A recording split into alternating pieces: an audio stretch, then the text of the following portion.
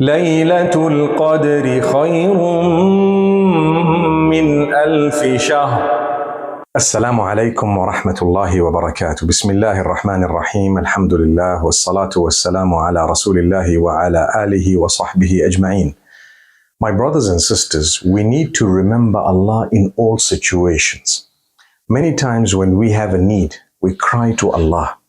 But when Allah told us to do certain things before our need, we were not even bothered. Allah tells us to pray. Sometimes we don't do that.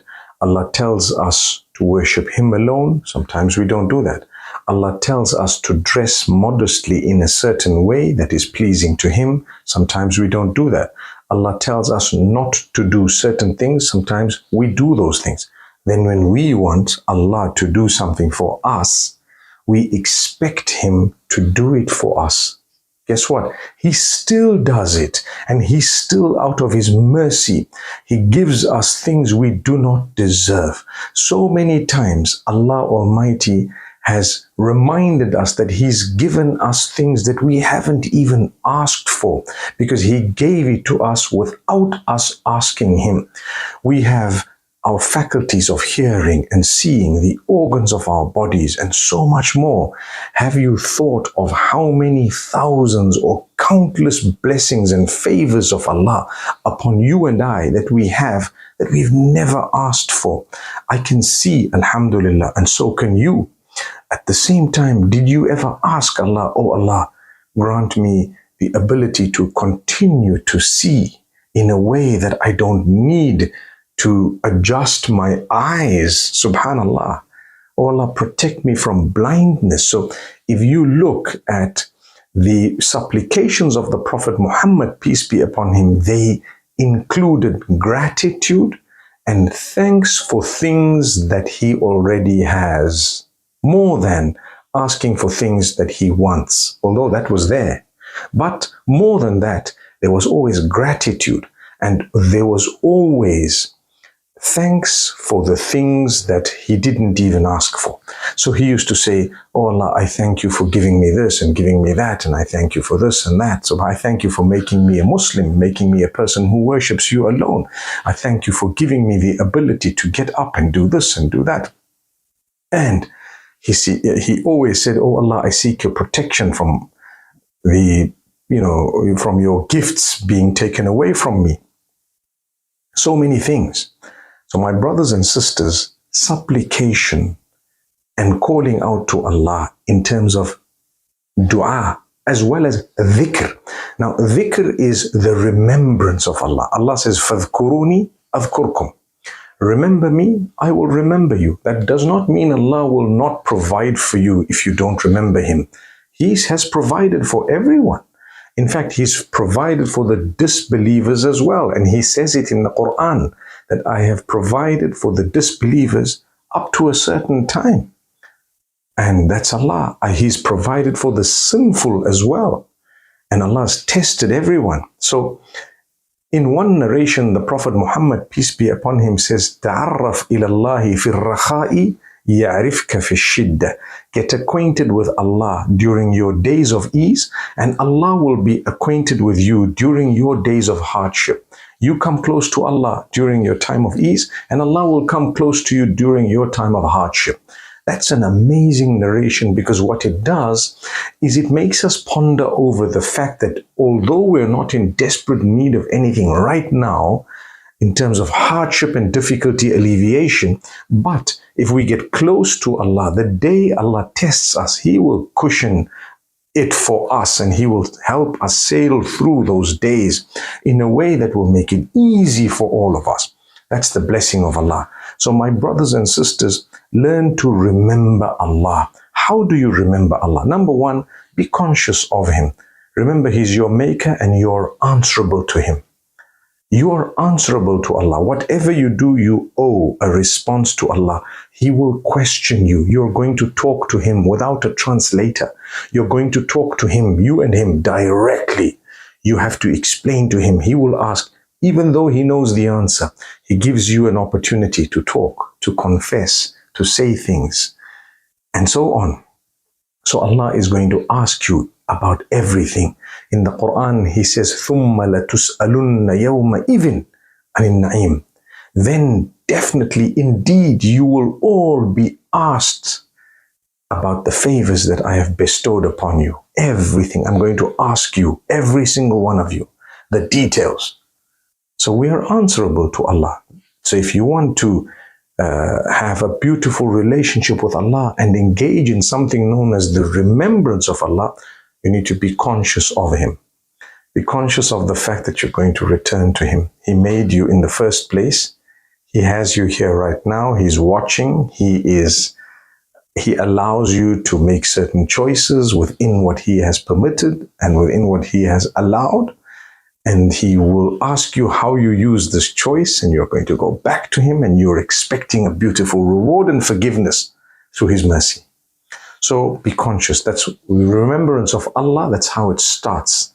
That's how it should be, where you're conscious of who is Allah. So if you don't know who is Allah, you won't be able to cross that to the next stage. What is the next stage?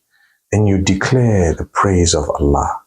Declaring the praise of Allah is by worshipping Him the way He wants to be worshipped. He told you, I need 5 daily prayers. You make an effort to achieve that. That's remembrance of Allah. He told you, I want you to give charities in a certain way. You make an effort and fulfill that. He tells you, I want you to abstain from food and drink in Ramadan. You make an effort and you make sure you get that done. Everything that He has asked you to do and everything He has prohibited, you take it seriously. That is the remembrance of Allah. Ultimately, remembrance of Allah is when you're conscious of Allah and you do what He says and you abstain from His prohibitions, you have remembered Him. After that, how does it go? Well, I need to, with my tongue, I need to declare and say certain words that are of praise of my Maker, showing gratitude, showing so much of the goodness He has bestowed upon us, how great and grand He is, the fact that He is the Lord, how insignificant I am, how minute and small and totally dependent on Him I am. That is part of the remembrance of Allah. So when I say, Subhanallah, Alhamdulillah, La ilaha illallah, Allahu Akbar, those are words of declaration of praise of Allah. They are part of dhikr. It means glory be to Allah. All praise is due to Allah. There is none worthy of worship besides Allah. And Allah is the greatest. And there is no might and no deity, no strength. There is no might, no power except that of Allah. La hawla wa la quwwata illa billah. Al-Ali, Al-Azim, the highest, the greatest. So Allah is the greatest, He is the highest. There is no might, no power except that of Allah. I glorify Him, I declare His grandeur, I praise Him, all praise belongs to Him. All that is part of the remembrance of Allah, dhikr. So after every farad prayer, we are taught to spend a few moments. It's voluntary. Praise Allah. What should you do? Well, I just finished my compulsory units of prayer 5 times a day. And immediately I say, Astaghfirullah. I seek your forgiveness, O Allah. I repeat that thrice. And then I say a few declarations of praise of Allah again.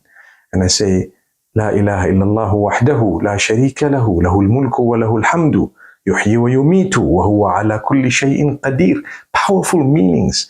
There is none worthy of worship besides Allah. La sharika lahu, He has known Him alone. There is no partner. He has no partner. To Him belongs all kingdom. To Him belongs all praise. He is the giver of life. He is the taker away of life. He takes life away. He causes death and He gives life. And He is all able. He is able to do everything. Allah is indeed all able. These are words of declaration of the praise of Allah. Then when you say Subhanallah 33 times, Alhamdulillah 33 times, Allahu Akbar 33 times, and you end by saying the statement that I just said now, La ilaha illallah wahdahu la sharika lahu, till the end, Allah Almighty rewards you in such a great way that your entry into paradise is made easy. The mercy of Allah descends upon you, and Allah loves it so much. He forgives so many sins of yours. He elevates your status. He grants you goodness. And there are so many such words of declaration of praise of Allah that we need to become conscious of. In the month of Ramadan, good deeds are multiplied in reward. Now, if another narration says two words that are very light on the tongue, very heavy on the scale, very loved by the most merciful, they are Subhanallah wa bihamdihi, Subhanallah al-Azim. Again, declaring the praise of Allah Almighty and His greatness and grandeur.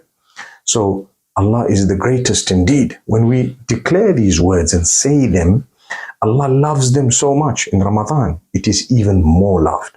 Now, one of the interesting points that we should never forget, the tongue is an organ, the voice is an organ. The voice is part of your system as a human being, a gift of Allah subhanahu wa ta'ala. It comes from the voice box and the larynx and so on. If you're not going to occupy these in something good, they will automatically be occupied in something either futile or bad. So keep it moist. Keep your tongue moist in the remembrance of Allah and say good things, and you will see how you've utilized your faculties praising Allah. You'll never regret. Your entire body will bear witness for you. Your tongue will bear witness for you on the Day of Judgment, and everything else will bear witness for you to say, this person actually did these things. Imagine. Surely we use this month of Ramadan to declare the greatness of Allah. Please learn different types of dhikr, how to fulfill them and what to say and when to say them, morning and evening. There are so many of these adhkar that we need to learn and put into practice for the pleasure of Allah subhanahu wa ta'ala, and we will indeed achieve His mercy by His will. أقول قولي هذا والسلام عليكم ورحمة الله وبركاته. ليلة القدر خير من 1000 شهر